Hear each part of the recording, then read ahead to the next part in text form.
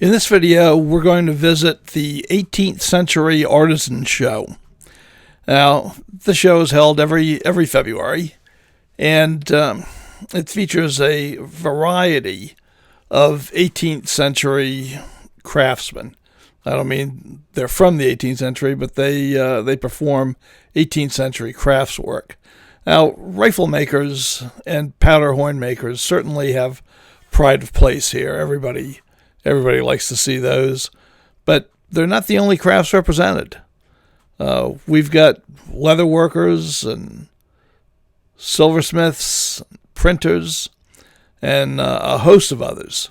So even if you're not tremendously into flintlock rifles or powder horns, there are some really fascinating things to see. Now, for 15 years, the show was held at the Country Cupboard restaurant and convention center in Lewisburg, Pennsylvania. But because of COVID and its aftermaths, the third generation owners decided to sell it. They just really couldn't afford to run it anymore with the high inflation pushing up labor costs and food costs, and they decided to sell the venue. Now it's going to be a medical arts building. So we lost a great place to have a show. But the organizers found the Carlisle Expo Center, which is about 100 miles away, and moved the show here. And, you know, whenever you change venues that drastically, you worry as to whether the show will come back and be as good as it has been for many years. And I'm happy to say the answer is yes. This Carlisle show was fantastic. So let me take you in and show you what they had. All right, we're here at William Slessor's table, and he's got some beautiful work, very heavily Germanic-influenced guns. But you can see they're just gorgeous. Some fantastic inlay and wire work. I'd give my eye teeth to be able to do work like that, but I absolutely cannot. So these are real craftsmen. There's the volunteer. Hey, Todd. All right, so we got the National Muzzleloading Rifle Association represented and the Pennsylvania Federation of Muzzleloaders. Two good organizations. You ought to consider supporting them. I was over at Springfield Mountain Accoutrements, where I got to look at a really neat Lyman-style bag. So let's take a look at it. So what do we got? So this is a little Lyman-inspired pouch. So it's a split, divided pouch where you would have ball. You could put ball on one side and tools on the other. The original was belt-mounted, but for convenience sake, I put it on a shoulder strap.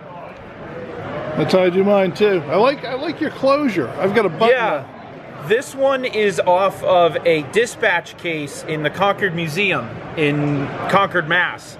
It's a belt-mounted dispatch case about the same size, and I saw this attachment method and went, oh, that's perfect. Throw it up, easy to get in, but nice and secure. It'll stay down when you need it to. So I like that. Yeah, I carry this kind of style bag with my Fuzi, with my Northwest trade gun. Throw everything you need for a day of shooting. Yep, that's what I use mine with my Fuzi too. Love them. Well, as I always say, it's not all rifles and tomahawks here in the 18th Century Artisans Show. There's plenty of clothing and other crafts as well, as you will see soon. So here in Pennsylvania, you see plenty of long rifles, but you don't often see many plains rifles, so it's always good to see a few.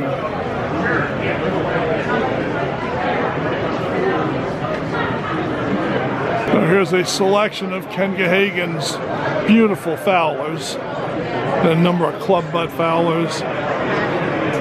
Oh, always like looking at Ken's work.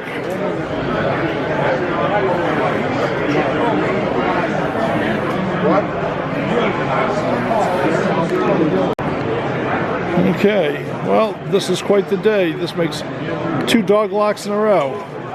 This one's Ken Gahagan's. Another beautiful piece. One of Ken's concept pieces. Ken, did you make the dog lock or did Ian make that one?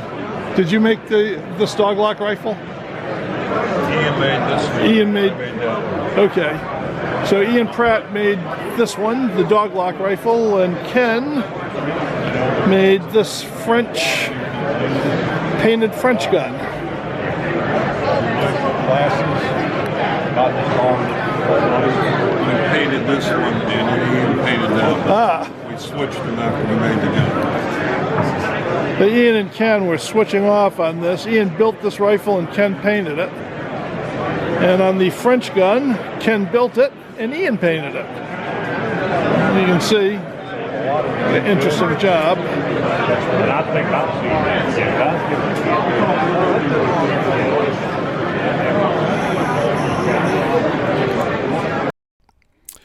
So I just mentioned that I had seen my second dog lock of the day, so I don't want to leave you in suspense.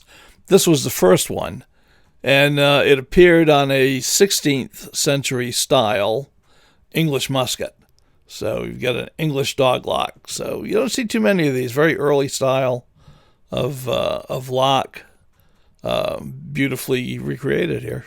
Oh, we've got some of Mark Whalen's beautiful rifles here.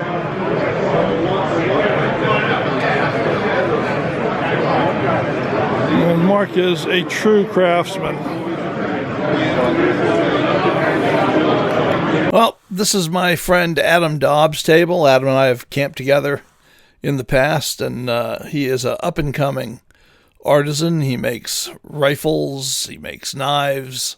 He's just a multi-talented young man and a very entertaining person as well. So at the show, I commissioned Adam to build a French fusee smoothbore for me, which hopefully I will have about the middle of the summer, and you'll get to see that in operation, I think, this year. So take a look at some of Adam's stuff. He does excellent work. And this is Bill and Heather Schneider. They are excellent artisans in their own rights, the 18th century. Heather is an expert in 18th century cooking and very good. And besides being vendors, they are also the organizers of the School of the Long Hunter, along with Greg Bray. And that's held every year at Prickett's Fort, West Virginia, in Fairmont, West Virginia. It's a state park. It's one of the finest Indian Wars era forts in existence, in my view, and just a wonderful event. So School of the Long Hunter, if you get a chance to go, you won't regret it. Well, here's a look at some of the goods produced by Zimmerman's Forge, representing 18th century blacksmithing. They can hook you up with most of what you need for your camp fireplace. Well, this is Eric Fleischer's table. Last year at the show in Lewisburg, I commissioned Eric to make a double shot pouch for me, gusseted double shot pouch for my 12-gauge smoothbore, and I love it. And this is Sarah Miller, and Sarah is another one of my favorite bag makers. She made the bag that I use with the Edward Marshall rifle. And I've been using that for quite a few years now, and it's a phenomenally good bag. All right, so this is real old school. War clubs.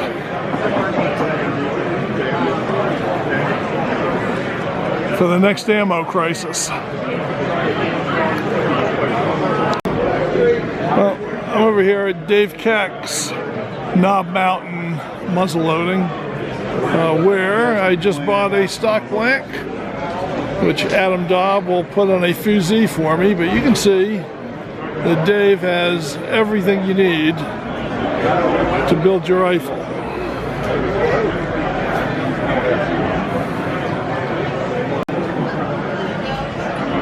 Of course, you can get all the parts, but what Knob Mountain is best known for is profiling stocks. And in fact, Knob Mountain, Dave Keck profiled the York County stock that I just built.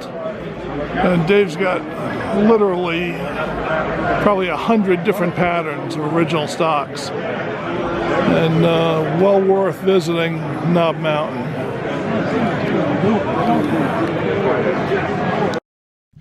This is Brad and Shane Emig.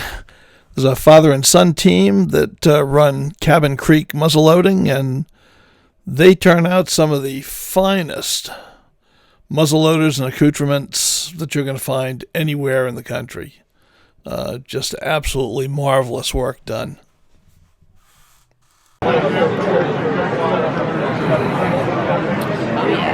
Well, I think I just fell in love with this little cutie from Reynolds Gunsmithing. Isn't that a beautiful little pistol?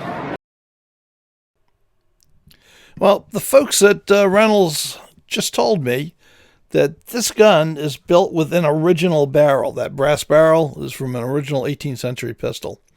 And that they are now set up to manufacture them. They should have them out on the market before too long. So keep your eyes open, and you may be able to build one of these for yourself. Or for me. Well, here's something to get left-handers excited. A beautiful left-handed flintlock.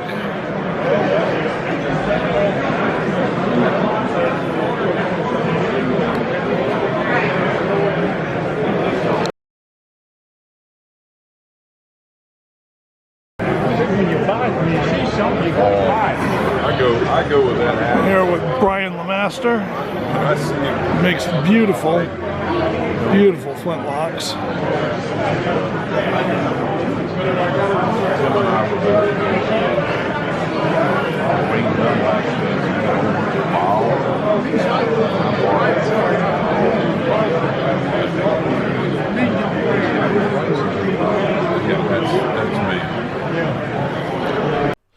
Mitch Yates is a double threat. Not only is he one of the nation's finest long rifle builders, but he's also a top-notch silversmith as well, and does beautiful engraving on silver. And here's Alan Martin, and Alan is another one of the phenomenal long rifle makers that we have here in Pennsylvania. He's very well known for his Lehigh Valley rifles, and also for his early guns. Here's Master Horner John DeWalt, and he was actually coloring in some of the engraving work he was doing on a horn cup. John is a outstanding horn maker, and basically he can make anything out of horn. He is one of the best artists I've ever met.